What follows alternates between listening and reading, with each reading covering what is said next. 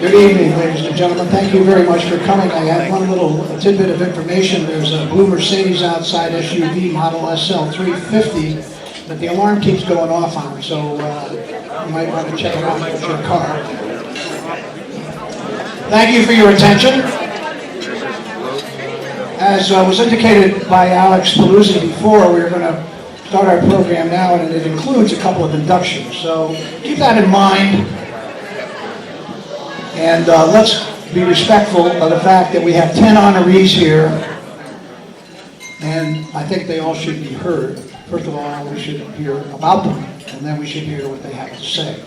So I hope you will enjoy the evening, and we'll try to speed it up as best we possibly can.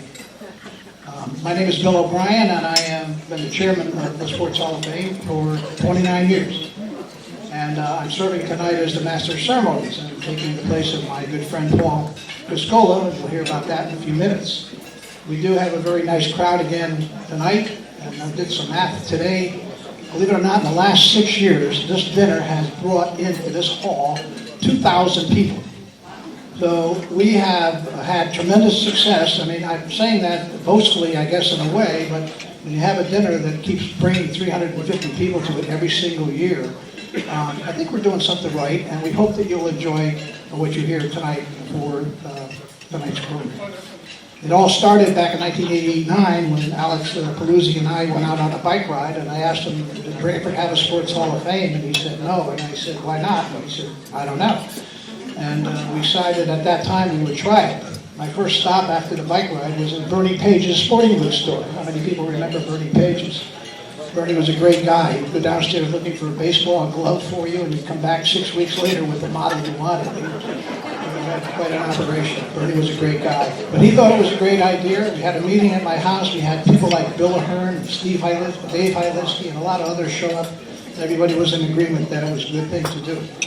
Of course, since that time, we've honored 284 deserving candidates. We have 10 more tonight, plus 2 teams. And we do really have a very impressive group of honorees being inducted tonight, playing many different sports. It's because they brought honor and distinction to the town of Branford, either through sports, or participation in sports, or life after sports, that they've been chosen. We look to honor former and current players, coaches, sponsors, organizers, journalists, or fans. So I'm going to tell you how you can nominate somebody if you would like to. But right now, we're going to take a minute to introduce those that are in the audience tonight that have been previously inducted into the Hall of Fame. I'd like to have your indulgence for this. Going back to 1996, we have Dick Jackson, 1992. I'm looking at the wrong column. Tom Murray. Hold your applause, by the way, until we get to catch on that. Please remain standing, Tom. Thank you for following my orders. Anyway, my fault. 1994, Kathy McGurk.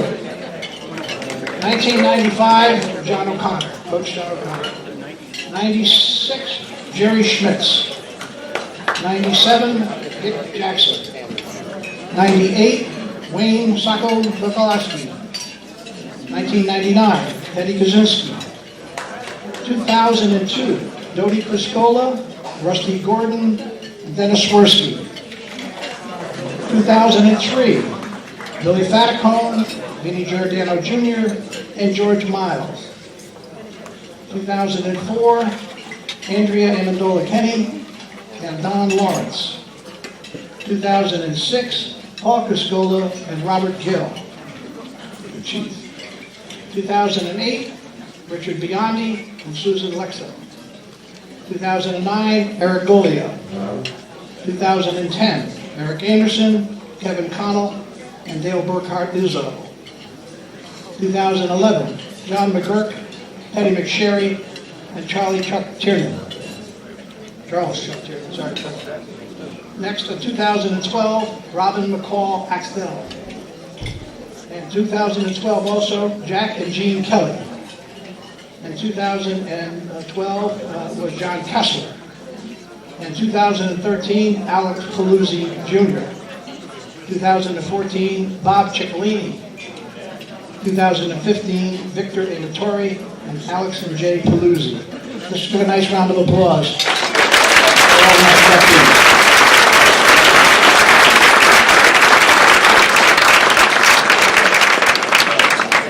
And since our last dinner, tragically, we have lost 3 previous recipients. I'd like to have a moment of silence, please, for Dan Cosgrove, who passed away in April, class of 1989.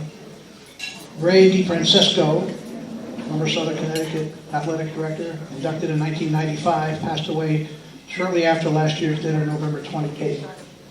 And Scott Jenkins, former coach here at Branford High and a friend of many, class of 2010, who passed away on July 3rd.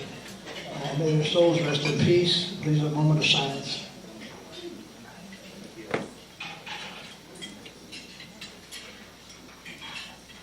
Thank you.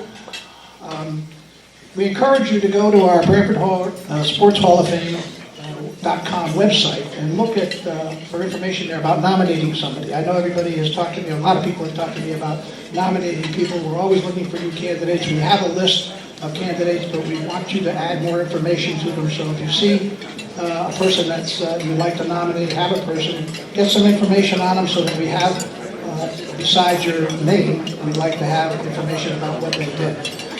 We're almost done with this part, everybody. Enjoy your salad, because they told me that you could eat that. I'm going to take a minute right now to thank the committee that worked so hard on this dinner. I'm going to start with the Vice Chairman, Alex Paluzzi. We have a Hall of Fame, by the way, that's in the Branford Community House. For those that haven't been down there to see it, get there quickly because it's going to be renovated and dramatically improved starting soon. We're not done. This is not my favorite time of night, boys and girls.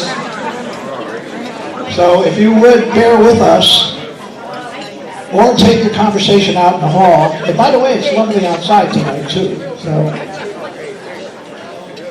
Andrea Kenny, who I introduced before in the Hall of Fame, does a marvelous job with the tickets for this dinner.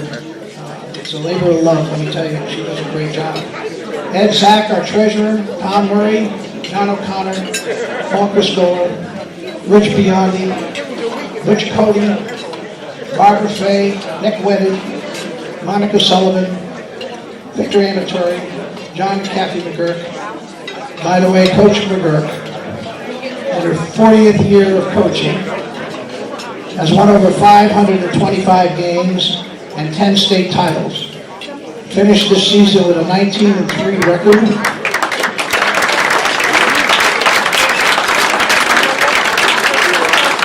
Lost Wednesday night down in Trumbull, at Trumbull High School, to Buchanan High School in the state semifinals of the Class M tournament, 1-0. We do have one of her star players here tonight that's going to sing the national anthem for us shortly. We'll hold off on that for a moment. I also want to thank Kelly Fryer. I want to thank Chad Roy. I want to thank Sal Zara. Kelly is our photographer. Chad is our video man. And Sal is our website person. Now, I would like to ask you to please rise and remain standing. Remain standing first for the national anthem. That will be sung by one of the star players of Captain McGurk's field hockey team and a member of the well-known Branford Music Maker singing group, Kirsten York, who will sing the national anthem, and she will be followed by the Reverend Bill Keene, Senior Minister of the First Baptist Church. Then you can take your seat, and we will have readings from our first selectman, Jamie Cosgrove, immediately to follow that. So please, let me have Kirsten come up first to sing the national anthem.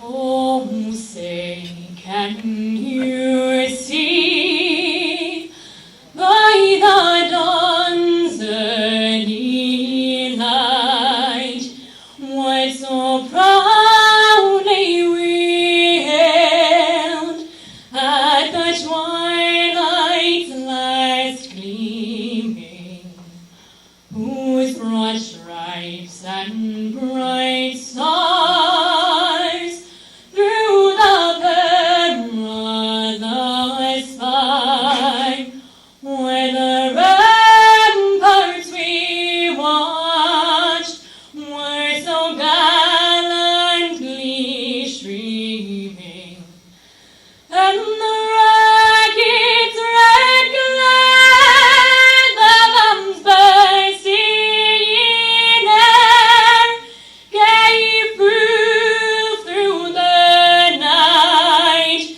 that our flag was still there. Oh, say does that star-spangled banner yet wave, where the land of the free and the home of the brave.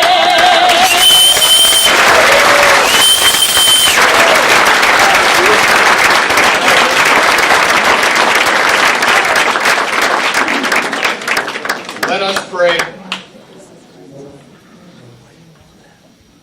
O Lord, the Scriptures tell us that we are wonderfully and fearfully made, and thus we gather this night in celebration of those who have trained their bodies, sharpened their minds, and honed their skills for the advance of a sport and the edification of our community.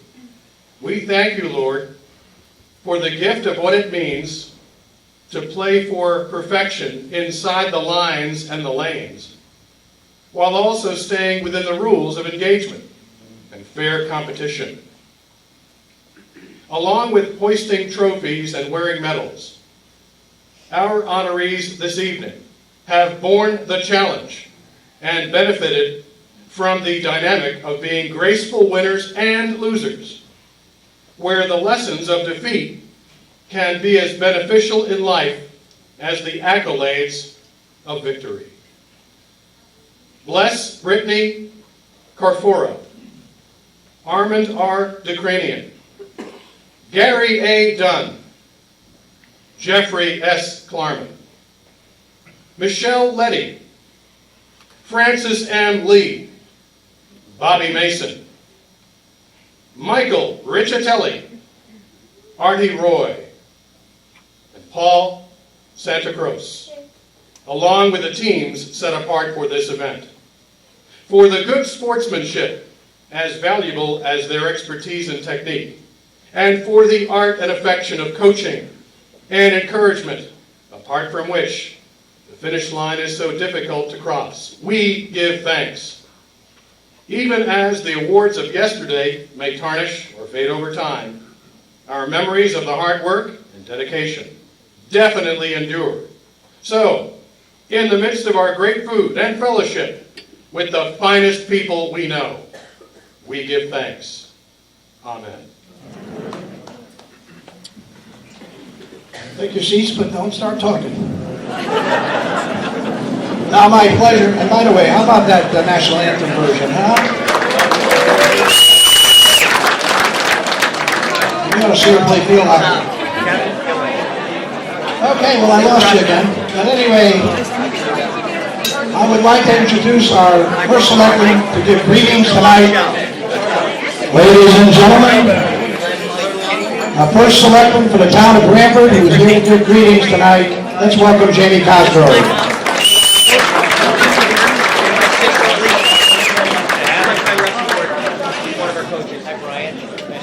It is an honor to welcome all of you here tonight to the annual Sports Hall of Fame dinner. This event has certainly become a tradition embedded in the fabric of our town. Tonight we celebrate the 29th class inducted into the Sports Hall of Fame. 10 individuals and 2 teams. Those who have previously received this prestigious honor. The list of Hall of Famers, it is certainly a diverse group.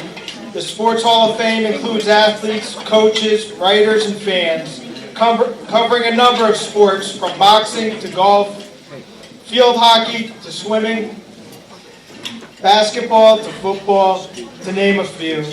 Although it may be a broad group, they do share a common bond. They each demonstrate commitment to their goals and inspire others to achieve.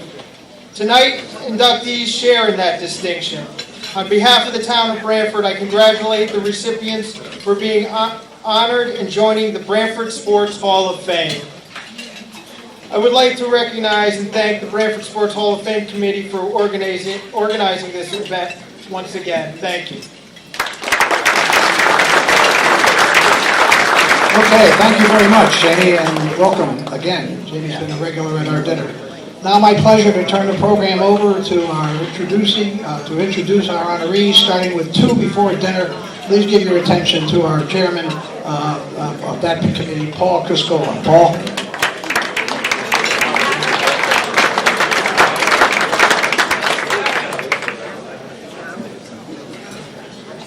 Thank you, Billy.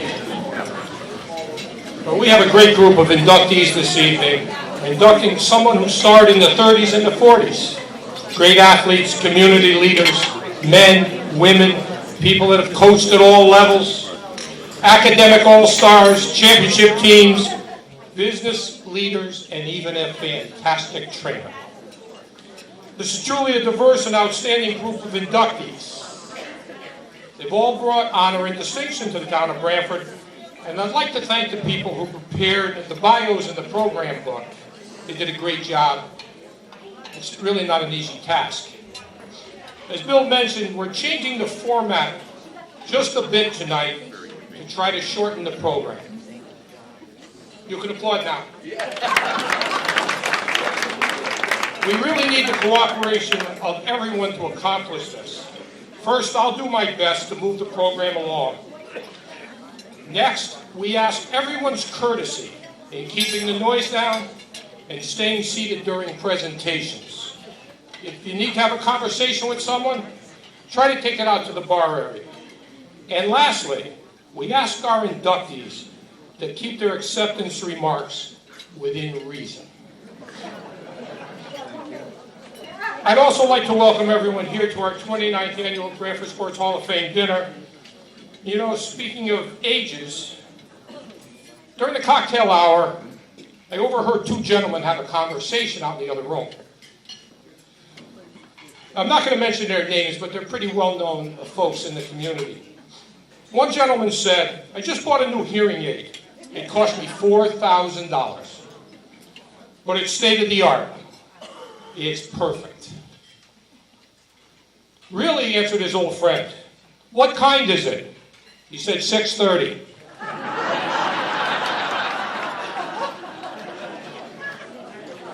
Our first inductee this evening is Francis M. Lee.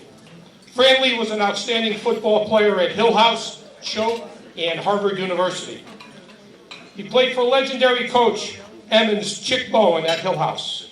Fran was a triple threat as a halfback, defensive back, and punter.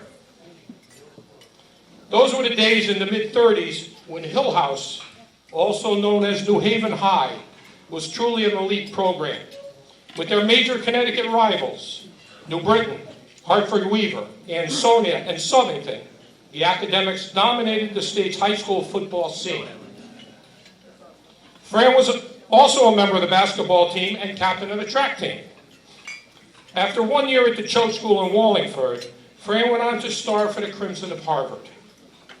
Fran's coach at Harvard, Dick Harlow, was quoted as saying that Fran was the best defensive back in the country. He still holds the record for his 78-yard punt return against Yale in the bowl in 1940. The touchdown scoring punt return record still stands after 76 years. Fran was the first son of a Yale alum to captain Harvard when he was elected captain in 1941.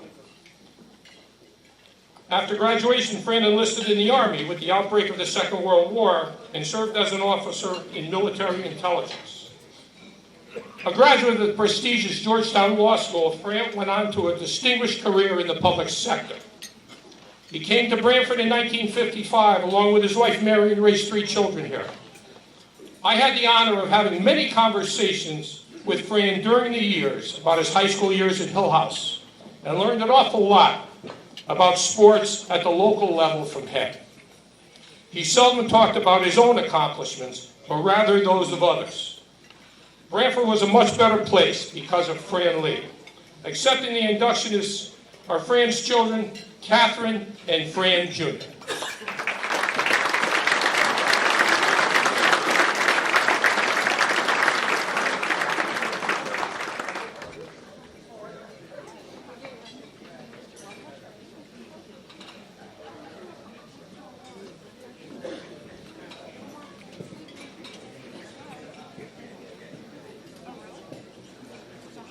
Thank you for your kind comments about my dad. He really was a very modest individual.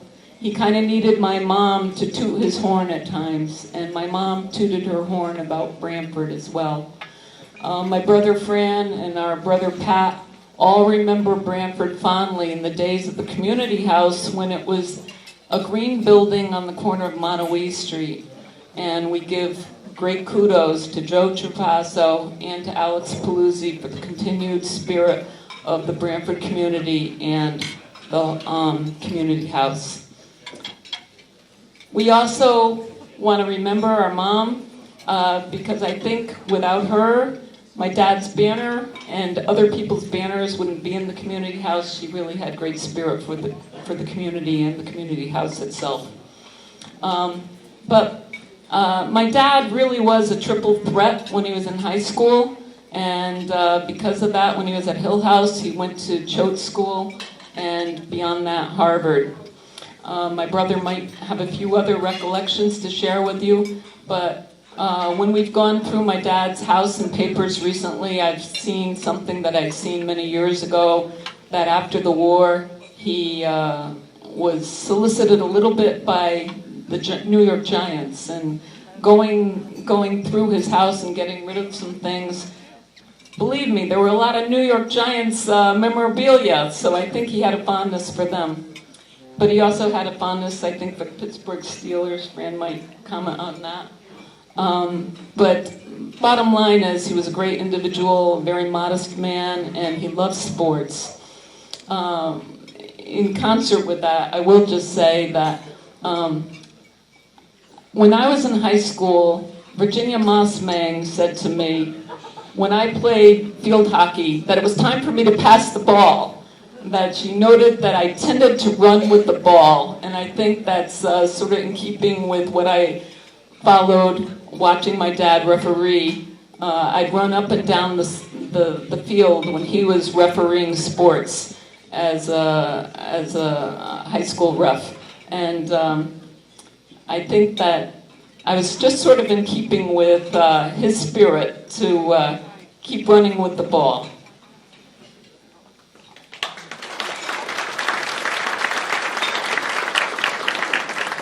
Okay, well, I just want to thank everyone here, particularly Bill and Paul. Did a marvelous introduction. It's hard to top it, to tell you the truth. What I would say, more than anything else, that my dad was a very modest, humble man, and he very much believed in sports, period, and sportsmanship as well. I want to stress that here as much as anything. We want you to be magnanimous in victory and gracious in defeat. And I thank you again for this honor, and certainly appreciate it.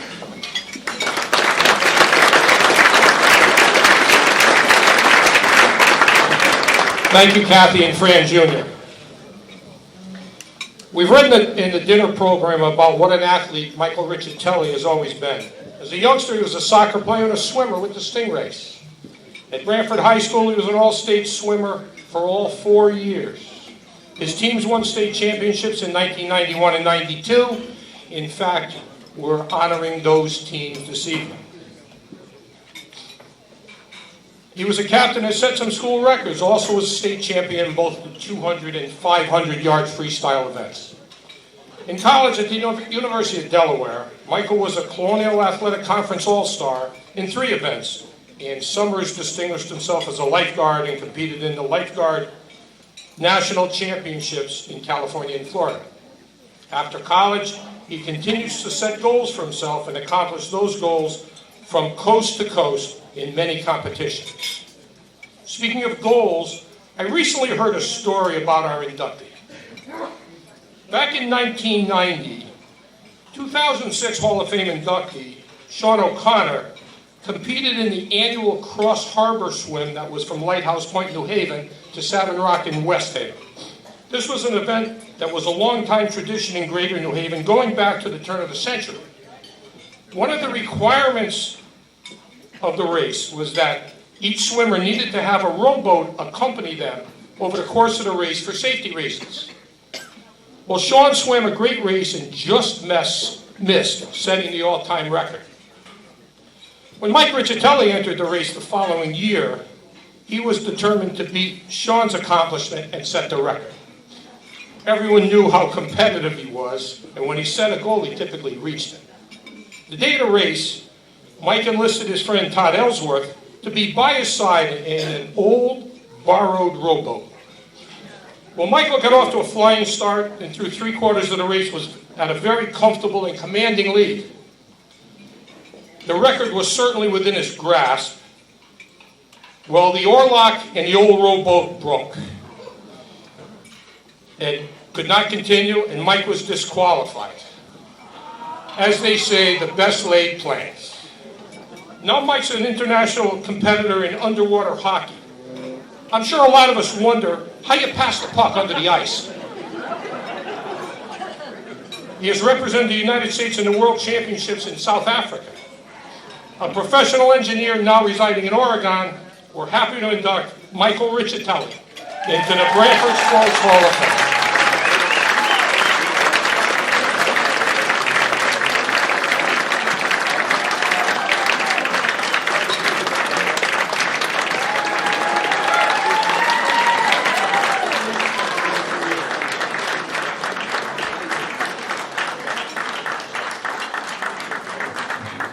So thank you very much. I'm going to keep this short because I know everybody wants to eat. This award has come at a time in my life when I've been doing a good bit of reflection, and we've been thinking about athletics in my life and what they mean to me. And as a kid, I was put one time in a lane with girls who were faster than me, and they were in high school and I was little. And Coach George Miles, having an altercation with one of the swimmers, and said to her, if you can't concentrate on swimming and what you're doing now in the pool, then you should get out. Your homework's not that important and you can't do anything about it in the pool. And so she actually got out and left. But it stuck with me that what he was saying is, when you're doing something and you can't do it fully, then you shouldn't be doing it. And so that stuck with me, and through college and swimming and now through underwater hockey, I try to put everything into what I'm doing, or I don't do it at all. And I do want to thank everybody who contributed to my underwater hockey fund and my traveling. My family and the Knutsons mainly supported me, and I'm grateful for that. So thank you very much, and thank you for everybody who got me up here tonight.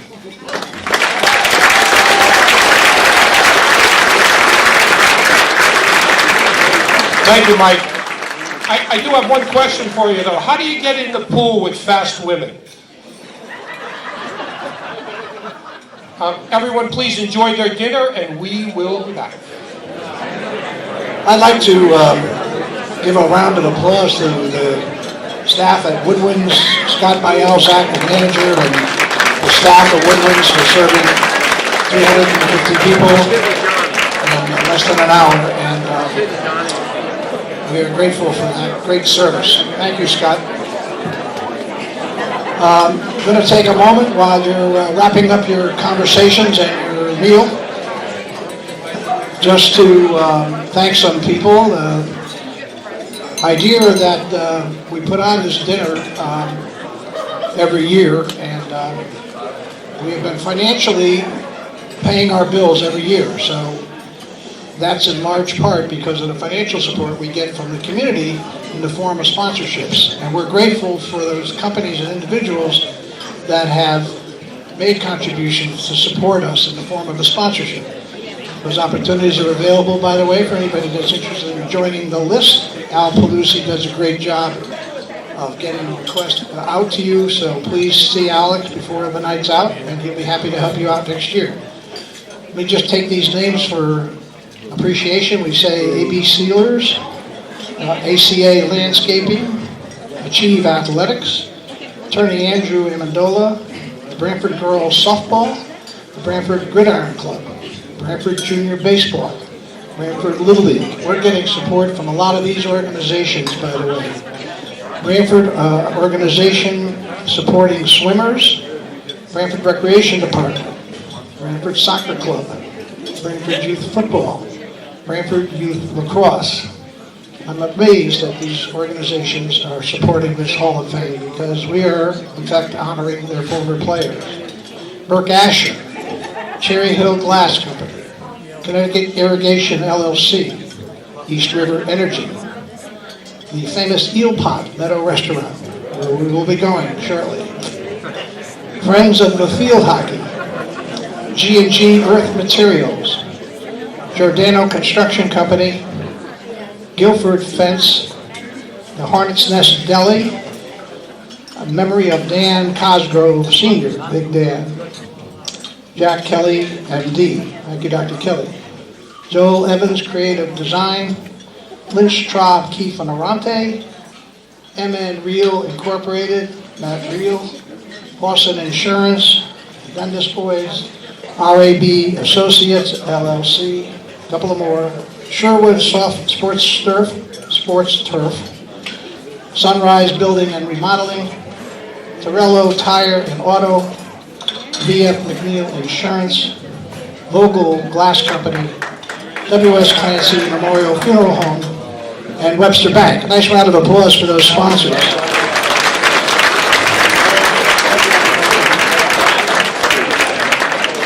We wanted to mention their names loud and clear so people would hear them, and it would be recorded on video, or video, or tape, whatever it's called over there now. And we will be taping this dinner tonight to be hopefully shown on local access TV at some time in the future, and giving a copy to each of the recipients so that they will be able to critique themselves. By the way, somebody asked me about videos of previous dinners, and I want you to be aware that every dinner that we've had from 1989 on, 88 on, has been taped and videotaped and is on loan, I should say, from the Blackstone Library. If you want to see a tape and see a relative of yours who received this induction many years ago, go down to the Blackstone Library and take out a CD. They're all on CDs right now, so these will be added to that tonight. Okay, before we start the second half and I turn the program back over to Paul, coincidentally, I want to say that over the years, our Branford Sports Hall of Fame Committee has taken a short break in our dinner program to recognize an individual who has contributed to our efforts to deliver a popular and successful community event. This year, we'd like to recognize an individual who himself is in the Hall of Fame, and like so many others, stays with our committee to keep it rolling along. Tonight, we want to give a big shout out to Paul Criscola, who was inducted in 2006. And we nailed him to serve as our MC from that year, from the year after, 2007 to last year. Now, as you have already seen, Paul is in his new role and is introducing our inductees. We are grateful Paul still is involved in the Sports Hall of Fame. I want to present him with a plaque in appreciation for his years of service.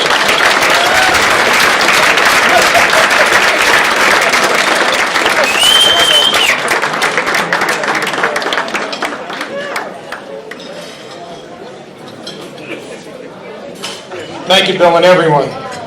You know, I'm very fortunate this year especially. We have 10 inductees, and I know 6 or 7 of them personally, and the other few I'll get to know this evening. So it's really a special night for me. And our next inductee is someone that I do know. It's Brittany Carfora. Brittany was as good an athlete as we ever had at Branford. Her list of awards, honors, and accomplishments probably would take most of the evening to recite, and I'm not going to recite them. The tribute to her in the program book does all that, certainly better than I could. But I have to mention a few. Playing for Hall of Fame inductee Ted Kaczynski, she was 4 times an All-Area selection, 3 times an All-Stater, New Haven Register Athlete of the Year, and recognized as an outstanding scholar athlete. That's just for basketball. She was just as successful in volleyball, leading her Branford High team to great records and was named as a recipient of multiple honors, including All-League and All-State. Due to her outstanding athletic and academic prowess, Brittany attended Columbia University and graduated with a degree in political science. Her basketball accomplishments could fill a record book. She holds the Columbia season record for three-point shooting percentage. She is in their top 10 for both career three-point field goals and field goals made in a season. In 2007, she led all the NCAA in three-point shooting percentage. That's all of college basketball, all of the NCAA. Knowing her family, I'm sure that one of Brittany's biggest thrills was joining her dad Al in the New England Basketball Hall of Fame. A registered nurse, Brittany's now pursuing a doctorate in nursing in anesthesia and expects to graduate in June. Again, what we've been talking about tonight, lofty goals and lofty accomplishments. Knowing her since she was a young girl, she's always had a smile on her face, shows respect for everyone, and is a lady of outstanding character. She can always be counted on to lend a hand or offer an encouraging word. Brittany Kerfora is truly a Hall of Famer. Let's welcome Brittany.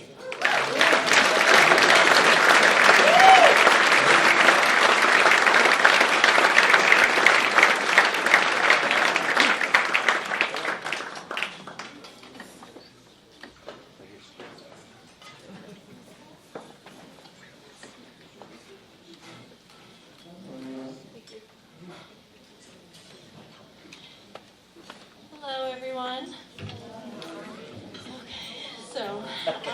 I want to begin by thanking everyone for coming tonight. I especially appreciate all of my family and friends that are here that I invited personally in attendance. And I also want to thank the Branford Sports Hall of Fame for this incredible honor and congratulate my fellow inductees as well. So my basketball career, generally what I'm known for, started a few years ago. And it's taken me all over the country. I've had amazing opportunities and seen a lot of places I never would have seen without playing basketball. But the place that means the most to me is right here in Branford. So whether it was playing in the rec league or reffing it, as we did with playing high school basketball with Coach Gay, who reffed on Saturdays, or playing at Walsh or Branford High School, every day wearing red and white was a gift that I really am incredibly thankful for.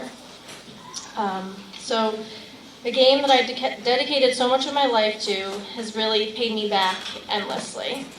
My 4 years at Branford garnered friendships with players as well as coaches, created rivalries among schools that I still think about today, and being here tonight with all of you just makes me feel, very nostalgic, thinking about playing for Coach K for 4 years, and also owning my dad's team against East Haven, because I did play against him for 2 years, for people that didn't know, before he finally smartened up and realized that it was better to come to Branford and be a Hornet and play and coach with me as opposed to with him. And in case anyone was wondering, I was 4-0 against him. Just wanted to say that. So the game of basketball offered me so many opportunities, but the most important thing it's done for me is create and foster a lot of relationships with a lot of people here in this room. And there were many road trips in the good old minivan, the Carrefour minivan, hotel rooms with teammates. I got to travel to Hawaii with my Columbia women's basketball team. And it all really comes back to family and friends that are here tonight. And, sorry, I'm reading from my phone. Okay. And as a member of the Columbia women's basketball team, I got to play against Yale. And although the game was played in New Haven, every time we came, it felt like it was a home game because so many people came to support me, and I just appreciate that so much. The town of Branford's played a great role in shaping me as not just an athlete, but as a person as well. And I can't express to all of you enough how much it's just helped me through my years. And I want to thank many families here, some are here today, some aren't, that supported me on the road at Columbia a lot, which are the Dumars, the Warners, Paluzzis, DeFilippos, and the Cronins. And I wanted to make a special mention about George Dumar, who Patty and Nick are here. And although he was never a coach of mine, he was always a great mentor and influence. He was a huge part of coming to see me play, and he also once told me, I think the dads would appreciate this, that he told me I'd approve of any guy that I ever dated. So, and I've had many great coaches through the years. Paul Sturgis and Bill Corbin were actually the first coaches that I had when I moved to Branford from East Haven. And I also coached Stackpole, Del Rocco's, and Coach Walsh through middle school and high school. And then, of course, Coach K, a fellow member here tonight. He coached me for 4 years of high school, and he really helped me gain the confidence that I needed to be a contributor on the Hornets basketball team when I was there. And although basketball was my main sport, I also played volleyball, which many people forget because everyone remembers me as a basketball player. But I grew to love the sport, going to Branford High School, having Andrea Napoli and Lisa Barbaro that introduced me to the sport. So finally, I'd like to thank my family who's here with me tonight. They have really been my ultimate support system throughout life, all my years of playing and after college. My grandparents and my grandfather, who's here tonight to support me. And then my brother and my sister, who are my best friends and best supporters. And much to their dismay, because I'm the oldest, they were dragged to probably a ton of sporting events they did not want to attend. And I'm sure they will never forget that they came to so many, but I appreciate it from the bottom of my heart. And my mom and dad, of course, who put so much time and effort into just helping me get through high school, get through college, and afterwards they've supported me. I've gone back to school a couple times, and they support me through it all. So I have to mention them. My mom gave me countless rides. She used to make me meals before games when I was in high school. And she also actually used to record every one of my high school basketball games when my dad coached at East Haven so that we could watch them afterwards and review them. So that was very nice of her. Not so nice sometimes when I had a bad game, and then my dad, of course, he's the reason that I fell in love with the game of basketball. I always dreamed of becoming a college basketball player, and both of them really helped me bring that dream to fruition. So, and my dad, besides I fell in love with the game, I also wore number 32 with pride throughout my career. That was his basketball number 2. So, and then while he was my biggest critic, he was also my greatest fan and supporter. And without him, I don't think I would have ever become the athlete that I became, and I probably wouldn't even be standing here receiving this. So thank you to both of my parents, my family, for everything you guys have done. I've accomplished, hopefully, just about every goal I've set out because of my great support system.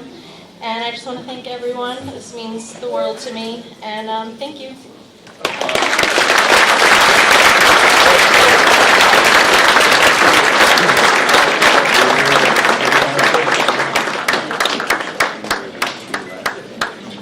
Thank you, Brittany.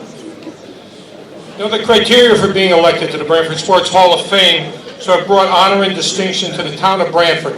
All of tonight's inductees have done exactly that, and none better than Bob DeCranian.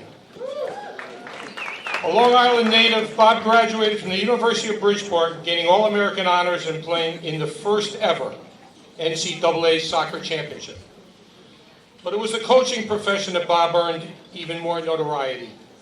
Bob founded the Southern Connecticut State University's men's soccer program, became head coach in 1968, and led the Owls for 21 seasons. His teams appeared in 14 NCAA Division II tournaments, 6 consecutive semifinals, and in 1987, the Owls won the NCAA championship.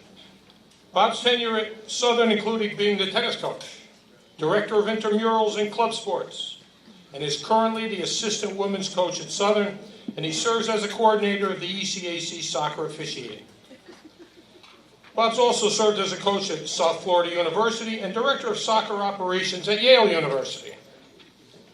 Bob DeCranian has set the example for his players and countless others on how to be a successful coach, a player, a mentor, and a soccer clinician. As I'm sure you've read in tonight's program book, Bob is involved in all phases of soccer on a local, collegiate, professional, and international level. Bob's also a published author in numerous soccer publications. He has 2 grown children and a granddaughter and a great-granddaughter. Bob and his wife Sue reside right here in Branford. As you've also read in the program, Bob has been inducted into the National Soccer Coaches Hall of Fame, the Connecticut Soccer Hall of Fame, Southern Connecticut Alumni Hall of Fame, University of Bridgeport Hall of Fame. I know it's getting monotonous. The New England Hall of Fame. Well, tonight, we're thrilled to induct you into your adopted home's hall, the Branford Sports Hall of Fame. Let's welcome Bob DeCranian.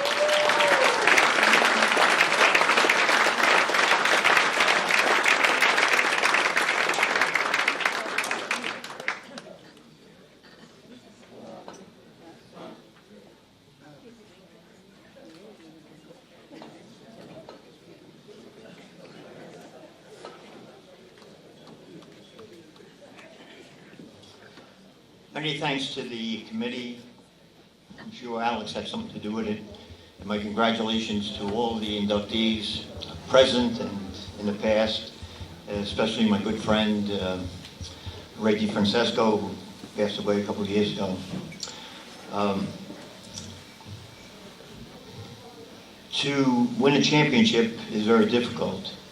To put 50 years of service in 3 or 4 minutes is even more difficult. But I'll try to do it. The most important thing to me is my family and my friends. And I have 2 families at table 9, and I'd like to introduce them to you because they mean so much to me and part of my life. One is my wife, Sue DeCranian. Come on, stand up, Sue. My beautiful daughter, Susan DeCranian, also. My good son, David, who's the varsity coach at Daniel Han High School and was SEC Coach of the Year. And then my second family is the Southern Connecticut Premier Soccer Club, and that's Andrea Duffy, our president of South Central Premier. Andrea, will you stand up, please? This lady also was president of Connecticut Junior Soccer Association, which has anywhere between 60 and 80,000 young players. So she was president a number of years ago. And then lastly, I have 2 of my coaches, Charlie Lou and his wife, and Danny Gant, and I appreciate you guys being here. Branford, one of the first individuals I met was a colleague, Ray DiFrancesco. And soon thereafter, Joe Trapasso called me to do some clinics for the recreation department. And what a man that was, what a great man that was, especially in Branford. The community house was cleaner than my house. And I go there constantly to see Alex, and it's just as good. And Alex has done a great job, and I appreciate it. When I bump into Alex, he always talks about Southern Connecticut. And I don't see him that often, but every time he talks about the instructors, the teachers, the people who was influential in his life. And it reminded me of a situation that I encountered at Southern Connecticut I'd like to share with you, because it's very meaningful to me. Years ago, when the NCAA put rules on various teams, including soccer, we had a traditional season and then the off season in the spring. And you had 4 dates to play your spring games. So Joe Maroney from the University of Connecticut decided to use those 4 dates appropriately, where he would bring in 3 teams, including University of Connecticut, and they would play 3 games, and actually in the spring 12 games. So we were invited, one day to play in one of those tournaments, and we did very well. We were 2-1. I congratulated the team, because we played all the players and they did very well. In particular, some of the freshmen did very well, and like anything else, you would mention their names. That was in April. In May, when finals were over, a young man came into my office, and he was a recruit from New York City. He was a freshman. Came in and he says, "Coach," he says, "I really enjoyed my stay, but I can't stay any longer. I have to go back to New York." And he questioned why. He said, "But I really appreciate what you did for me." Now, he was only an average player. He wasn't, a star. He wasn't in the newspapers, didn't get any honors. He was just a regular player. And just before he left, he gave me a present. That present I wear all the time. It was a gold chain with a soccer ball on it. I've taken it off once, and my wife knows why. I took a Bible class, and I passed, and she put a little charm on there, and that was the only time I took it off. My reason to bring this up is that as parents, as educators, as coaches, we don't realize the influence we have on the people that we serve. Just like Jake at Southern Connecticut. And this young man presented me with something that I'll never forget. I also, in conclusion, would like to read something that I think is appropriate along these lines. The chain that he gave me reminds me every day, but also in our home, we have a saying. It's on a table, and every day I look at this, and it reminds me, of what I need to do, and I'd like to share this with you. It takes so little time and effort to love and bless people. It's your love that has to spill over into others' lives. And that's why we live, to help people, to share our love with them. And whatever we can give them to our best of our abilities, we'll try to do it. So I thank Jake and the committee for this honor, and I really appreciate it. Thank you.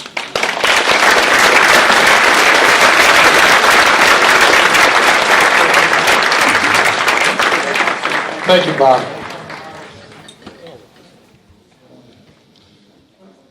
Our next inductee and I go back a long way, to September of 1966 to be exact. Gary Dunn was an incoming freshman at Branford High, and I was an upperclassman. Gary was a very impressive young man, even at 14 years old. He showed leadership, intelligence, and enthusiasm as a freshman football player. He was just so athletic. He was like the PF Flyer kid. He could run faster and jump higher. He was a guy that impressed his coaches, his teachers, his teammates, and his fellow students. Athletically, he was a man for all seasons. Gary excelled in football as a wide receiver under Hall of Fame coach Joe Farina. He was chosen to play in the prestigious Nutmeg Bowl as a receiver and punter in 1970. He played along with Hall of Famer George Lepre Jr. in both football and baseball. In basketball, Gary played for Hall of Fame coach Tom Murray as what we now call a shutdown defender. And yes, he could score and rebound as well. He was a 3-year varsity performer and senior captain. Hall of Fame coach Jerry Crotty was his mentor as a 3-year letterman and senior captain on Branford's baseball team. Gary exhibited the same dedication, athleticism, and enthusiasm as he did in all sports. As I said, Gary was a man for all seasons. After a year at Milford Prep, where he started in football and basketball, earning the team's MVP in football and being presented the Connecticut High School Youth of the Year Award, Gary went on to Brown University. At Brown, Gary was a varsity receiver and starting punter for the Bruins before a bad shoulder forced him to give up football. I had the pleasure of seeing him play for Brown, and believe me, he certainly represented Branford very well. After graduation, Gary became very successful in the insurance, benefits, and financial planning fields, where he continues to excel. Gary and his wife Colleen are the proud parents of 4 children and have been involved with his family in athletics by coaching basketball, youth basketball, and football in Guilford. To some people, it always seemed to have a smile on our face and make us smile. Well, I'm smiling this evening as we induct Gary Dunn into the Branford Sports Hall of Fame.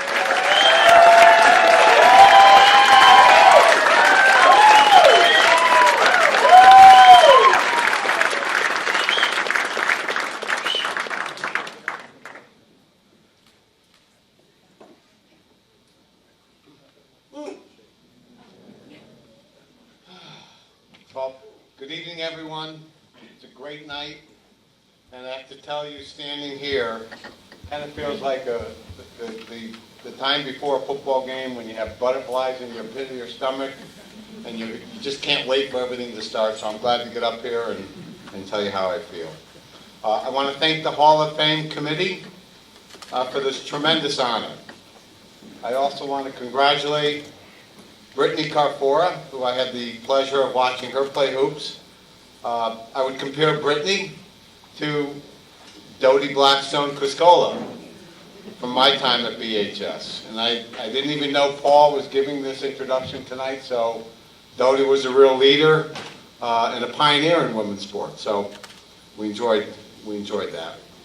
And I looked at some of the past recipients of this award. When I came in tonight, and I see Jerry Schmidt, and I see Eric Anderson, and I see Ted Kaczynski. These were guys that I really wanted to try to emulate, and to be even mentioned in the same reference is truly an honor, so thank you. I'd also like to thank all of my coaches that inspired me to amplify what it means to be a competitive athlete. Coaches and mentors. Ray Orsini in CYO basketball back in 4th grade. Ray was a great mentor. Baseball coach Jerry Karate, Coach Tom Murray, a skilled competitor who loved to push us to the limit. His favorite tool were those crazy, crazy wind sprints. And we hated those wind sprints. But in the 4th quarter, we were the better conditioned team, and we prevailed. So we paid the price and reaped the rewards. Powerful lifelong lessons. My senior year in football was a very challenging experience. Not only were we playing 4 of the top 10 state teams, but we returned only 3 starters. We ended our season winless. Okay? I remind you of this because a winning record is not the sole indicator of a great season. I didn't realize this at the time because I hated to lose. We all did. The next year when I played at Milford, our team was 8-0. We were undefeated. We were the New England champs. We expected to win. Okay? We had D1 athletes from all over the country, but by comparison, my senior year at Branford had a greater influence on me. We expected to win at Milford, but at Branford, the challenge of playing against very strong teams, the camaraderie, the team building, the working through the disappointments became the standard of our final season. Senior teammates, Clarky Johnson, Steve Anderson, Lou Desi, Frank DeVito, Mike Howe, Paul Russo, Ronnie Arpaia, all inspired to achieve success. We may not have won, but we experienced the exhilaration, the hair standing up on the back of our necks, sweat running down our backs, in eager but nervous anticipation of game action. It was an addiction, and I was hooked. We truly believed we were going to win our next game. We never threw in the towel, So for me, for those guys who never received the recognition that I did, for Richard Dede Lipkovich, a great passing quarterback who threw 4 touchdowns in 1.5 games, but never had the chance to finish because of a season-ending injury. For our captain, Georgie Lepp, who led our team by his work ethic and his toughness. For Jim McVeigh, fresh out of college, supporting the team with his positive energy. For Coach Steve Sekula, who convinced me that if I could play football in college. And finally, for Coach Joe Farina, who gave me the opportunity to succeed because of his wide-open, pro-style passing offense. For all of these coaches and teammates, I am grateful. I can honestly say that playing sports gave me the confidence to feel good about myself and allowed me to move forward in other aspects of my life. I also believe there's no such thing as good luck. I believe you create your good luck by being in the right place at the right time, being prepared for the situation as it arises, having passion for what you do to be the best you can be. So I would preach to the kids I coached, to my kids, Katie, Aaron, Karen, and Alex, and to anyone who would listen, that good things happen to those that work hard. In closing, I want to thank my friends and family who are here tonight, who believed in me over these years, and lastly to my wife Colleen, who swept me off my feet on a blind tennis day. Once again, it was sports that guided me. Thank you.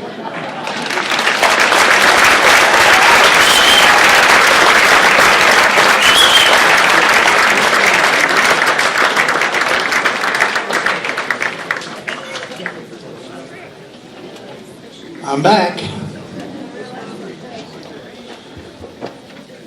Well, our guys are gathering up here to expedite the next procedure, the next award. We'll give you some background. For the past 11 years, we have gone back in time to honor state championship teams from the town of Branford, going all the way back to the 30s. Champs in basketball, football, swimming, tennis, field hockey, ice hockey, and volleyball, who have won titles 25 years ago or more. And looking ahead, we will have many more to honor in the future. Excuse me. Tonight we add to that total by honoring the 1991 and 92 state championship boys swim teams of Hall of Fame coach John O'Connor and his assistants at the time, Anthony Fontana and Sylvia Brink, all products of George Miles and the Branford Stingray program. The 1991 team was predicted to come in third to powerhouses Naugatuck and Ridgefield in the state championship meet. Undaunted, this club stayed with those favorites, and the title came down to the last event, the 400 freestyle relay. The team of Mike Riccitelli, Matt Casella, Kevin Bocas, and Adam Reich edged out Naugatuck and Ridgefield teams to give Branford the Class L title.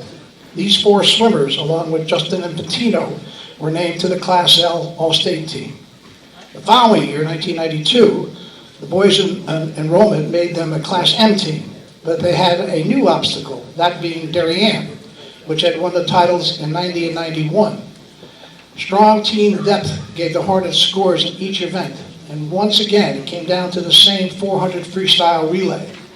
The powerhouse group of Kevin Bocas, Chris Albert, Davin Wright, and Mike Riccitelli swept the event, and Branford won the meet 278 to 256. Those 4 swimmers, along with Mark Clement, Justin and Patino, Aaron Ritos, and Eddie Rimillard, were all chosen All-State.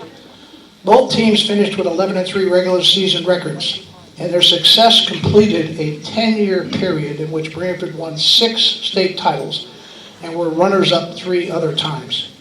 Let's welcome the members of those 2 teams that are with us this evening. And I might add, some traveled a long way to get here with us, including guys that came from Colorado, Oregon, Florida, Alabama, Georgia, Maryland, Vermont, New Jersey, and of course here in Connecticut. Welcome home, you guys.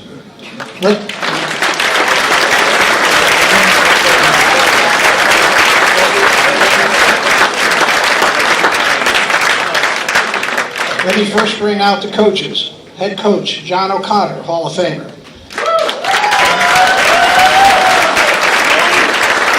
Anthony Fontana, assistant coach. Sylvia Brink, diving coach. And George Miles, Stingray coach. 1991 Class L Championship team seniors included Scott Butler, Brian Conti. Come across, guys. Scott Butler, Brian Conti, Todd Ellsworth, Chris Esposito, Jay Iaquesa. 91 state championship team, 92 state championship team members included Chris Albert, Kevin Bocas, Mark Clement, Kristen Grantland, Tim Hansen, Brian Infantino, Justin Infantino, Richard Erzik, Ray Langlois, Aaron Ritos, Ed Remillard, Mike Riccitelli, and Jeremy Smith. Give them a round of applause.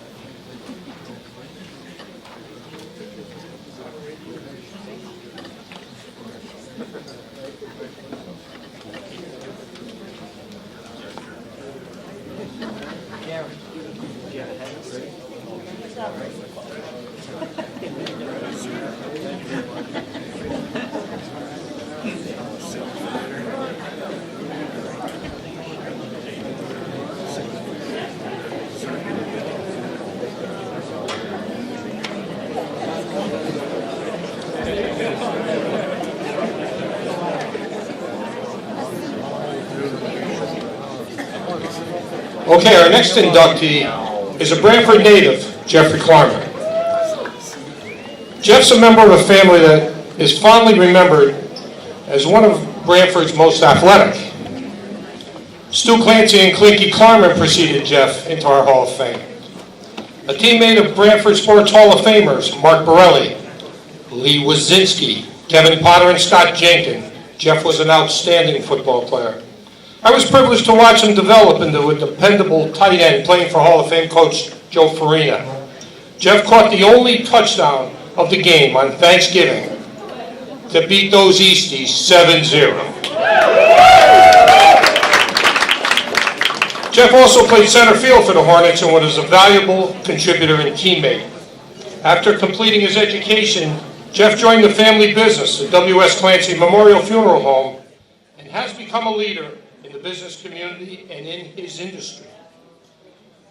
Jeff continued enjoying athletics as a softball player, a golfer, and he became interested in Olympic weightlifting, where he competed as a master lifter, winning several events. As a community leader is where Jeff has really shined. He supports numerous sports and civic organizations, both with his interest and with his checkbook. Whether it's local churches, the Recreation Department, both Branford Education and Sports Hall of Fame, the Knights of Columbus and the United Way, Jeff Klarman's always there. On a personal note, I've admired Jeff's calm demeanor and genuine interest in so many activities. He's so proud of his wonderful family that I've come to know, and above all, Jeffrey Klarman is a man of great character. When a job needs to be done, Jeff Klarman's the man to get it done. Please welcome 2016 Hall of Fame inductee, Jeffrey Klarman.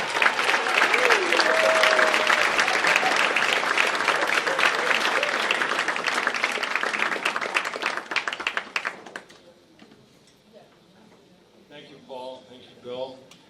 Thank the Hall of Fame committee for inducting me. As we were walking in tonight, my son Andrew asked me if I was nervous, and I said, no, I'm more embarrassed than nervous. Because I was trying to think back, if there was one word to describe my athletic career, it'd be mediocre, but I always tried hard. I always tried to play hard and try to contribute to our teams, and I'm forever grateful for being able to be born and raised in a town like Branford. I don't think anyone could love the town more than I do. And, growing up, it was great playing schoolyard sports at Harrison Avenue School, Laurel Street School, down the community house, and Hammer Field. And, with my sisters and brother, we always had games going on in the backyard, whether it was basketball, hockey, baseball, whatever was in season, swimming races down at the beach. Very athletically inclined, and it just brought us a lot of fun and a lot of camaraderie, which is what I always remember more than anything about wins or losses, was the relationships we made on the sports teams we were on. And, Bill O'Brien told me it's not just for your athletic accomplishments, it's for bringing honor and distinction to the town of Branford. Well, I've always strived to do that, and in our profession, my brother and I always strive to bring honor and distinction to all the people that we have the privilege to serve. And we're always going to continue to reach for that ideal. I might not have been the best player, but I always tried hard, and I'm always trying to bring honor and distinction to what I do. And I'd like to thank, first of all, my family, my wife Lexi and my son Andy came down from Middlebury College tonight to join me. Our friends the Nelsons, Kyle and Jen and Haley came down from the University of Vermont tonight to join us. My brother John and his wife Leslie, my sisters Karen, Callista, and Christine. My mother, in the back there, Betsy, my Aunt Elaine, my Aunt Sue, my Uncle Mike Klimas, who's been inducted here for, he was on the 1958 Branford undefeated Hornets football team. My Uncle Bob Quinn came down from Weathersfield with his wife, my Aunt Priscilla, whose father is Coach Warren Sampson, was inducted in here in 1992. And I really appreciate them coming out and taking the time out to help honor me and honor all the other inductees. And congratulations to everybody that's being inducted with me tonight. And I really appreciate it. I'm completely humbled by this, and I'm kind of overwhelmed by it. But thank you. Thank you.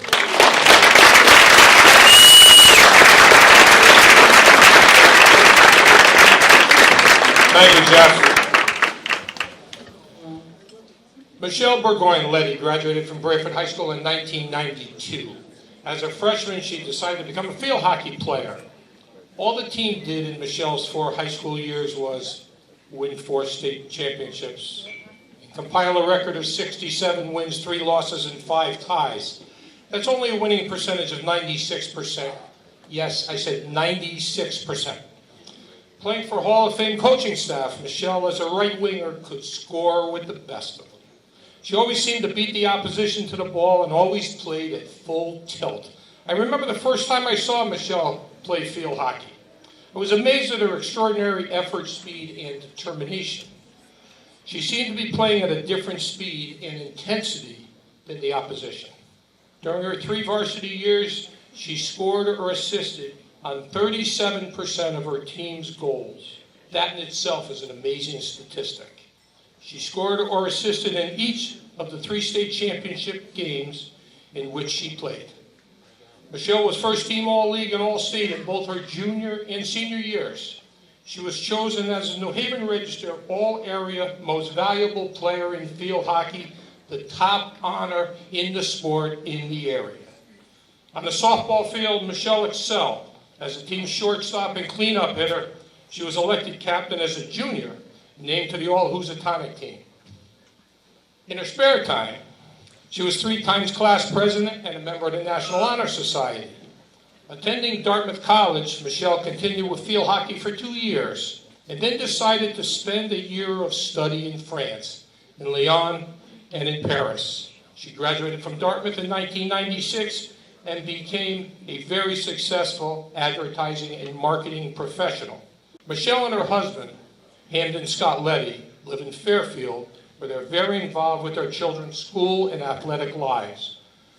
I'm sure that Michelle still brings that fire, determination, and leadership to her work, youth coaching, and volunteering that she always displayed both in academics and athletics.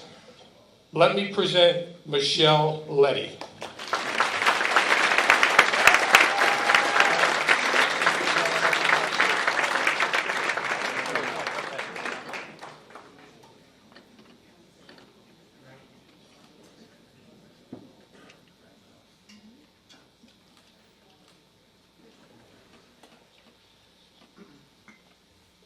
Hi, thank you so much.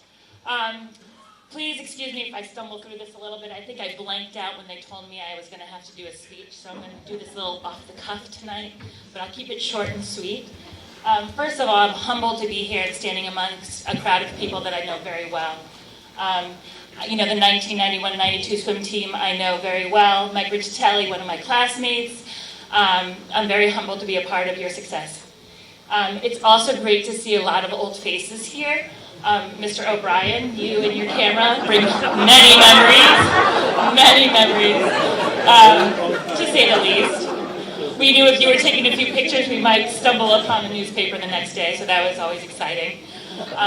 Dodie Criscola, my freshman field hockey coach, the one who started it all for me. I'd never picked up a stick before, and she taught me the ins and outs of field hockey and gave me a love of a sport that I never knew existed. So that, in and of itself, was a great accomplishment. I want to thank my coaches, Mr. and Mrs. McGurk. They keep telling me not to call them Mr. and Mrs., but I can't help it.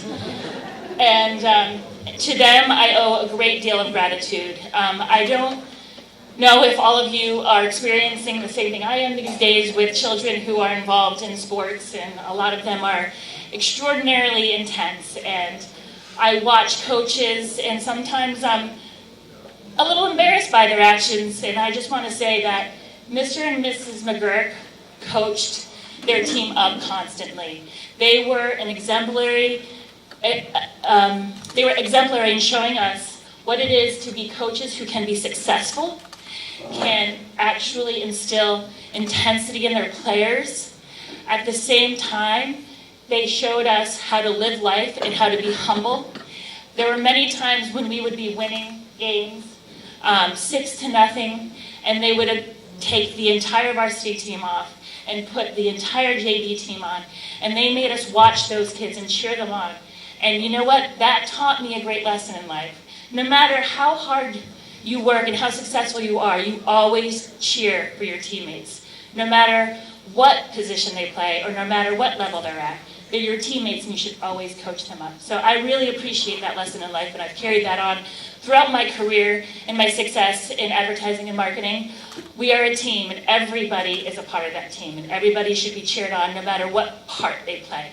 And that was definitely something that they taught me, and I think that's a huge example of why they continue to be coaches and why they continue to be successful. So I really want to applaud them tonight because they taught me a lot.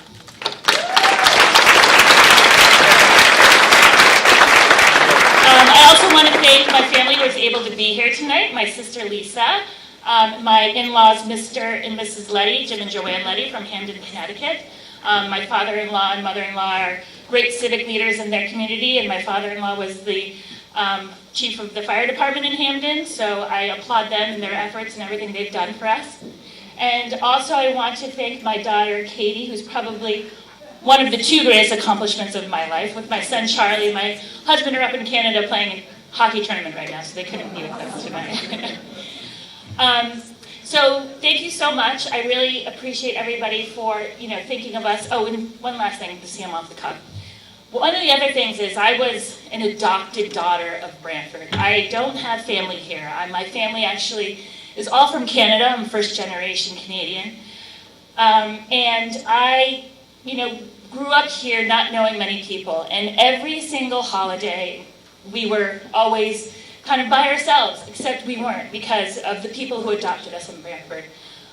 We have people who we spent many holidays with. We spent holidays with the Cineris. We spent the holidays with the Mandillos, the Meglios, and all these other names that I'm sure you all know here. And one of the things that Branford taught me was that family doesn't need to be blood. family just needs to be who you are in an attitude and who accepts you. And I think that Branford really showed that to me. And I'll tell you what, when I went to college, everybody was like, stop talking about Branford. And I'm like, but I loved it. So, you know, one thing I will say is that I don't have family here anymore, but I come back every single year to see the people that, you know, I still love to this day and I call family. So, you know, that is what Branford is all about. And, you know, I hope that, you know, that is what it continues to be. So thank you so much. And thank you for the time.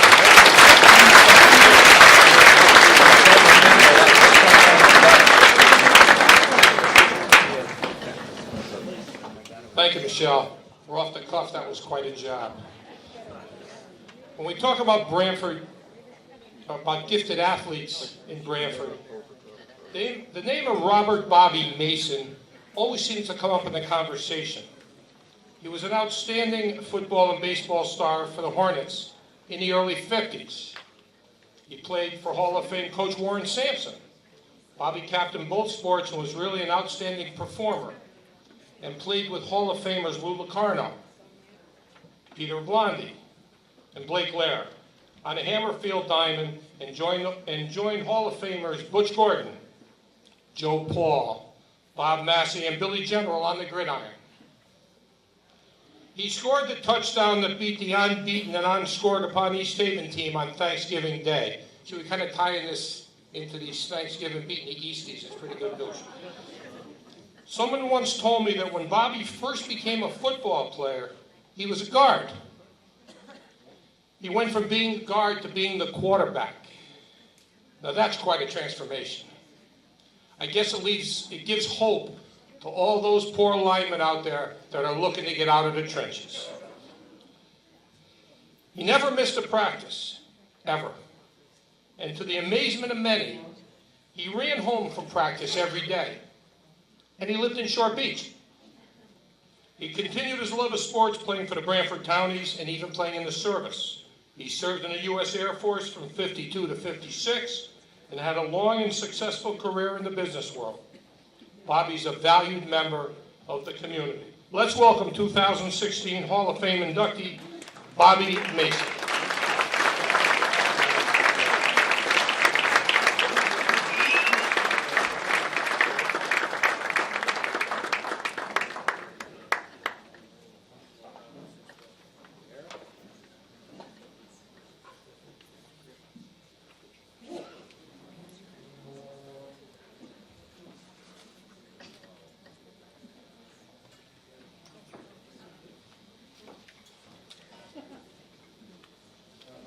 Good evening. It's a great honor to be inducted in the Branford Sports Hall of Fame. I would like to thank the Hall of Fame committee for this great honor tonight. It will stay in my memory for the rest of my life. I played 4 years in baseball and football. All members of both teams were dedicated and we all loved to compete. We played together for a very respected coach, Hall of Fame coach Warren Sampson.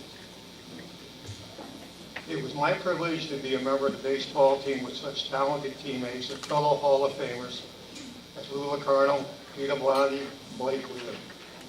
Our baseball team gained Branford High victories against tough Housatonic teams such as Shelton, Derby, and Wallingford. I joined the Branford Townies after my sophomore year of high school, coached by Frank Brandel. During my time with the Branford Townie, I was fortunate to have ace pitcher Mel Bigelow and Hall of Famer Stan Sokolowski as teammates. They took me under their wing and were great mentors. I would like to talk a little bit about Branford High's 1951 football team and what we accomplished. We scored 33 points in one 10-minute quarter against Seymour, which according to Hall of Fame Bill Ahern, it had not been done in a 27-year history of high school athletics. Thanksgiving Day, we won against unbeaten, untied, and unscored upon East Haven, 7-6 before a crowd of 4,000, and moved Branford and were triple tied for the Housatonic League. The game was a big highlight in my 1951 season when I threw the pass to Joe Paul, who made a spectacular catch and ran into the end zone. Branford wouldn't beat East Haven again for the championship, both teams undefeated, till the great Thanksgiving Day of 1958. I'd like to take a minute to mention my teammates on this 1951 football team. Bob Massey Sr., George Barron, Joe Paul, Bob Piscatelli, Butch Gordon, Bill Jano, Jack Medeker, Butch McLean, Jack Herring, Jerry Devlin, Herm Custer, Donnie Fair, John Durbacker, Jim Manley, Rich Stanton, Bill Anderskovich, John Nichols, Red Casanova, Bobby Robbins, and George Engelhart. Wow, 6 of these players from this team are all Hall of Famers. I don't know the whereabouts of most of these players, but thanks for the ride and God bless you all. Again, I would like to thank the committee for such an honor. I have family and friends here tonight. What more can I ask for? Thank you.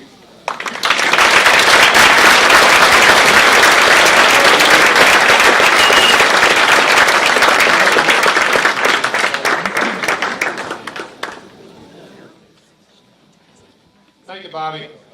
We're on the home stretch now, folks. Our next inductee is Artie Roy. If you've attended any Branford High School athletic events in the last 22 years, you've probably seen Artie. You may not have known his name, but you probably saw him. Artie's been the head athletic trainer at our high school since 1995. He's tended to our athletes and many others during that time.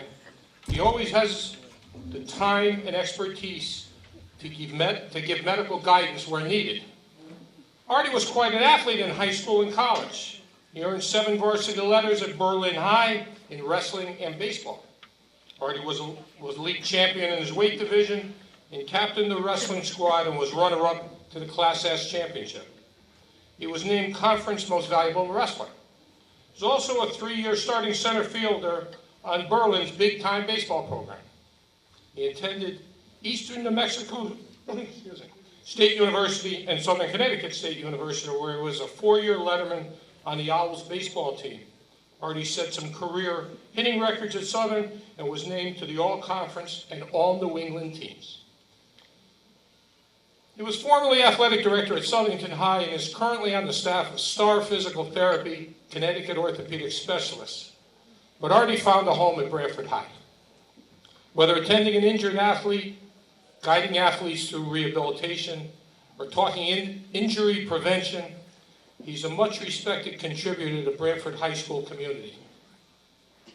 Co-athletic director Jake Paluzzi was unable to attend tonight's festivities. Called me today and asked that I convey congratulations to Artie and tell everyone that it means an awful lot to everyone at Branford High School.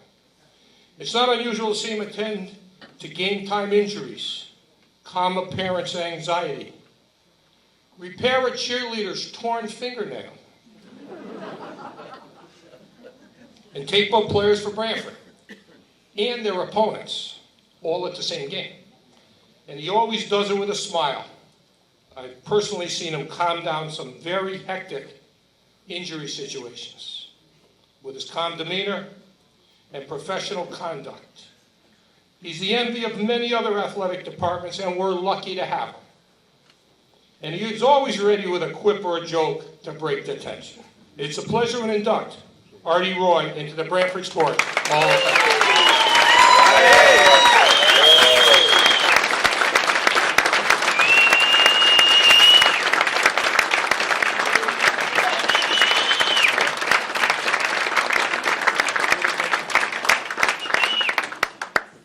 Thank you. Wow. I'm going to use a couple of adjectives everybody else has used already tonight. Humbled, honored, grateful to be in the same room with all past as well as present inductees. Try and make this short and sweet so we can all get out of here and get to the eel pot. All right. There's a priest, a prostitute, and a donkey. Oh, no, I'm sorry.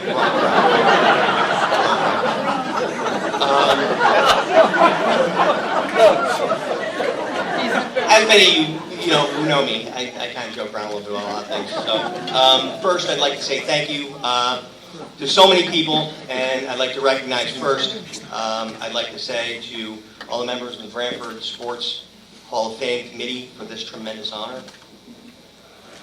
When Jack Kelly first called me, telling me that I was being inducted, well, to say the least, it was unexpected. Branford's a very special town, and from day one, everyone has welcomed me. It made me feel as if I was a Branford resident for the past 2 decades. When you come down to the Branford Athletic Department, you get to meet a bunch of people down there that I believe just has a lot of chemistry. And it just seems to work well for all of us. I think we all have a lot of fun when we're down there. I think we've done a pretty good job taking care of all the athletes at Branford High for the past 21 years or so. Very grateful to so many people. Saba Sinodi, Jake Paluzzi, our 2 athletic directors, gave me this opportunity 21 years ago, and I am very, very grateful. They are such great friends and co-workers, it would be hard to think of working anywhere else. When people ask, where do I live, and I say Berlin, they always ask, why do you travel so far every day? And it's an easy answer, Jake and Saba. In all honesty, I don't think that you'll find 2 people more committed to the care and safety of the athletes at Branford High School than these 2 gentlemen. And for the coaches at Branford High School, too numerous for me to name them all, who are equally as committed to the athletes at Branford High, as well as myself, I want to thank all of you. Jack Kelly, what can I say? From the first day we met in my training room, we shared some very great conversation and a Coke. Since then, I've considered you as one of my dearest friends. It's been a privilege working with you and such a talented and caring physician. I've been blessed with your friendship, your endless support, your kindness, and your generosity. It's been great working with you as well as Dr. Rick Young on the sidelines of our field for the past 21 years. Branford is truly fortunate to have you both with us. As for my family, I'd like to recognize my parents, Armand and Emily Roy, for without their love, support, and encouragement, I would not be the person who I am today. Also to my sister Alicia, who made the long journey from North Carolina this morning to be with me tonight. Thank you, and I love you both. As for my sons, Kevin and Dylan, you both enriched my life immeasurably. Both of you amaze and inspire all around you with your kindness, wit, and charming personalities. Thanks in most part because of your mother. Thank you guys, and I love you. And with that said, I would be remiss not to recognize my wife, Christine. For without her love, support, and understanding throughout this journey, none of this would be possible. Thank you, Christine, I love you. Branford, like I said earlier, is a very special town. It's deeply committed to its sports programs. It's a special honor for me not only to be recognized by my peers, but also by the community. I'm proud to say that I've been a small part of that over the past 21 years. And I'd also like to recognize my mother-in-law, Monique, my brother-in-law, Brian, my sister and other brother-in-law, Mike and Michelle, as well as all the other people that have come to support us here today. It's a great honor, and I thank you very much. Good night.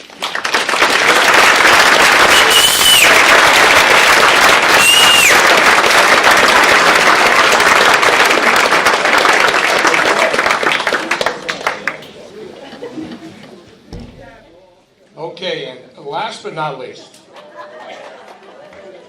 back in about 1990, I asked Branford Sports Hall of Famer Ray DeFrancesco, who was this fellow Paul Santa Cruz, the Branford American Legion coach? Who was he? Ray told me enthusiastically, of course that's how Ray was, that Paul Santa Cruz knew baseball, knew kids, and was doing a great job bringing the Legion program back. Boy, was Ray correct. As many of us here tonight witnessed, Paul truly was a mentor to many young men. Paul grew up in the area, attended Amity High School, and was a 3-year baseball starter. He also played basketball. He excelled in baseball and was named All-District and led his team to the District League Championship.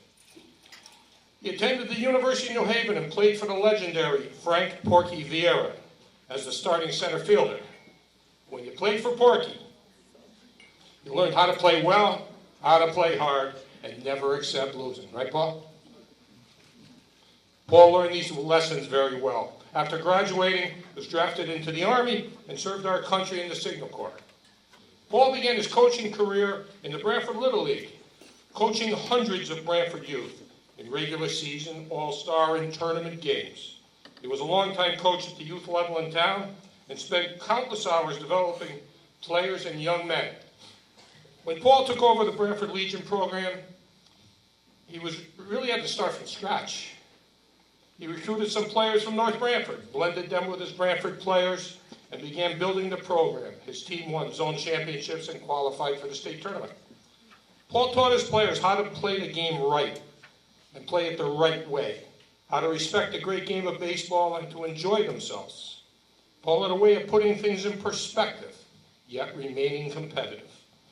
As quoted in tonight's program book, former player and assistant coach Joe Dempsey said, and I quote, "Paul taught his players to show up and look good, to look like ball players."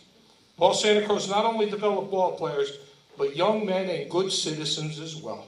Paul and his wife Mary raised 2 children here in Branford, and he's operated M&M Fuel for over 40 years. Ladies and gentlemen, it's indeed a pleasure to induct a molder of young men, Paul Santa Cruz, into the Branford Sport.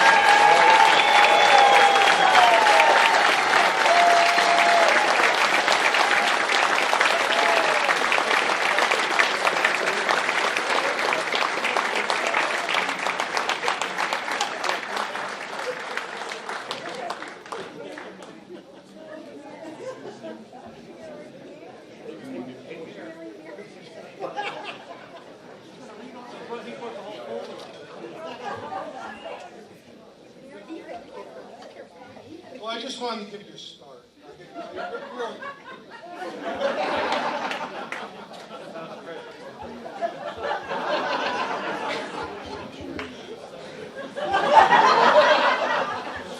I knew you'd be happy. Some of this is going to be a little redundant, but I'm going to go with this anyway. I would like to thank the committee for this honor. My family, my wife Marie, my daughter Michelle, my son Paul, my son-in-law Phil Piazza, and especially my grandchildren, Ethan and Jessica, for affording me the time to do the things that I loved.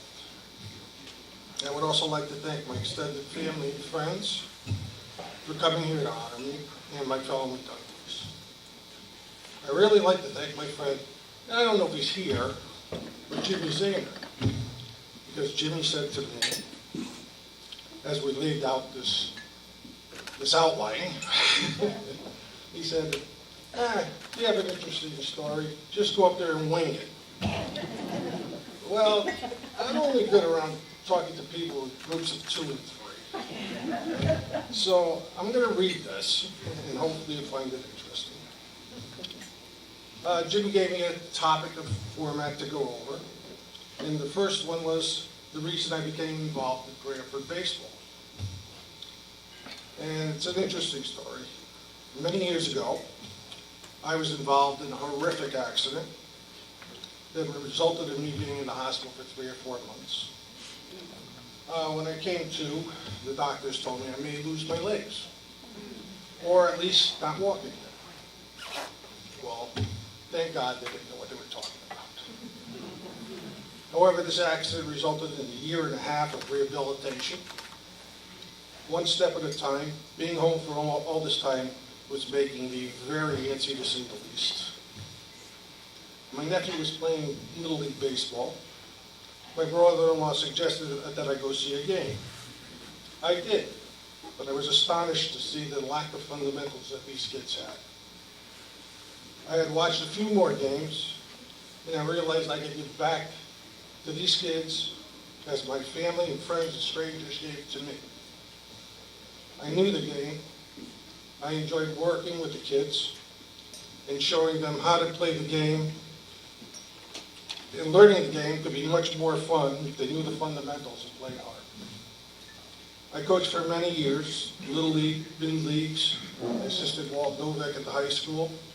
and I coached the American Leagues in baseball. Jimmy said I should talk now about how I got involved in American League baseball. Southern Connecticut Athletic Director Ray DeFrancesco, a great guy, was managing and coaching the team at the time.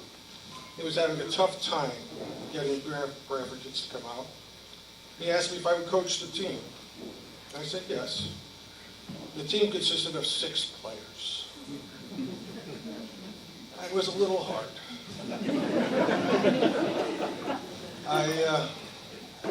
I knew a few kids from North Branford that wanted to play baseball. I didn't know it was against the rules for them to play, but anyway, I had them join the team, and now we had a team of 9, and we were playing 30 games. Well, if you know baseball, it's pretty hard to win when you have 30 games and 9 players. But we did. We had a winning season, and we had a winning season for all the years that I coached. One of the players from North Branford that was instrumental in us having a team, and who later became a coach, was Joe Dempsey. And I thank Joe for showing up that day. Because without Joe, there would have been no American Legion baseball.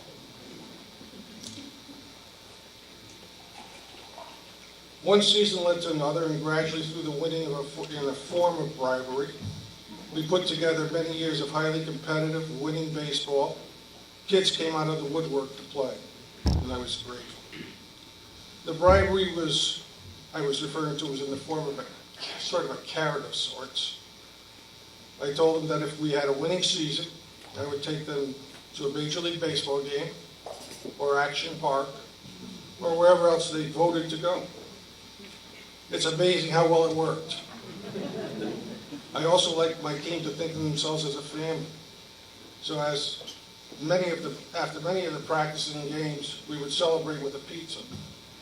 Now this seems hokey, but all these things resulted in the players developing commitment, dedication, the ethic of hard work, camaraderie, friendship, a skill, and especially to learn to have fun.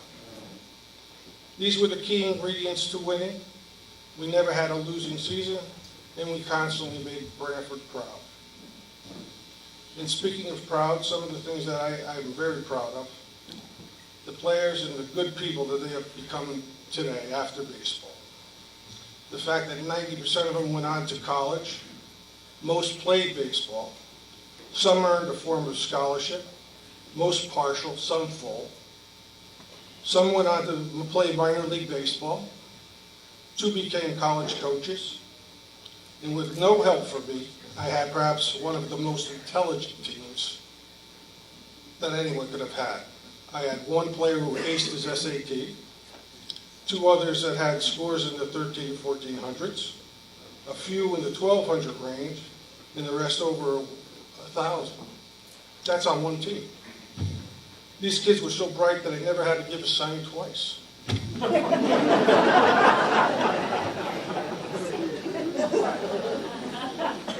Now, so according to Jimmy, he told me I should tell you a little funny story, which I think is funny. There's a hot summer game. Mark Patowski, my shortstop, had a sore back. He asked me if I had any Bengay. I said no. But I have cream I use for my arthritis. It's called capsaicin. He said, I'll try it. I told him, Mark, just use a dab. Meanwhile, Jason Kenneth, my third baseman, said, my arm is tight, coach. Could I use it? I said, again, use a dab. Well, Mark asked his dad to put it on him. Mark forgot to tell his dad, just a dab. Mark's dad smears his back with it. Jason, he just pours it on. For those of you who don't know, capsaicin is the ingredient in the chili pepper that gives it the hot.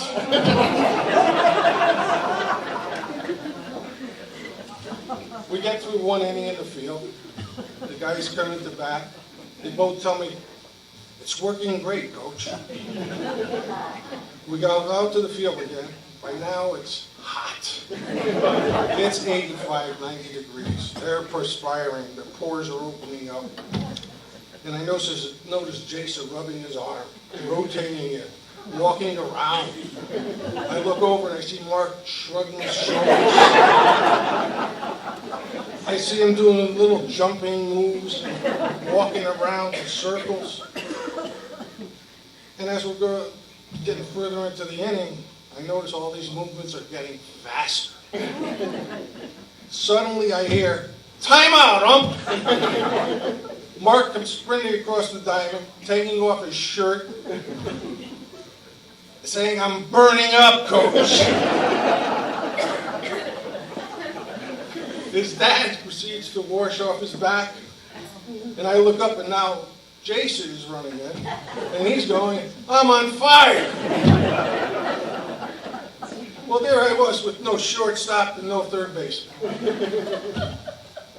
After a few minutes, they went back into the field, but the capsaicin doesn't quite work that way. Capsaicin will stay around for quite a while. So for the next few innings, I had my shortstop and my third baseman going like this, jumping around, and it ended up being a terrific laugh. Today, when I go by Hammer Field, I just think of it and I laugh. It's funny.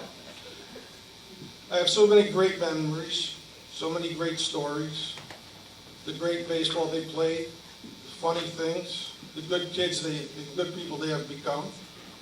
These are all reasons I coached for so many years. And it's funny, it all started because of a freak accident. A good family, good friends, good strangers who gave to me. It made me want to pay it forward. Before I leave, I want to thank you all for coming tonight, especially my family and former players and coaches. I'm truly humbled by this honor and your presence, and I'm sure you're glad I didn't have to say all those things.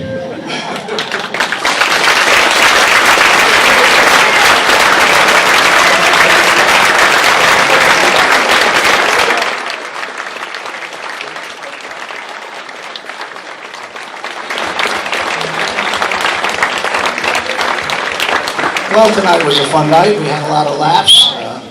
Appreciate everybody's cooperation in terms of allowing the dinner to go on and hear these very nice comments that were made by 10 of our honorees. So I want to thank you all for coming tonight. Safe trip home. Happy Thanksgiving and happy holidays.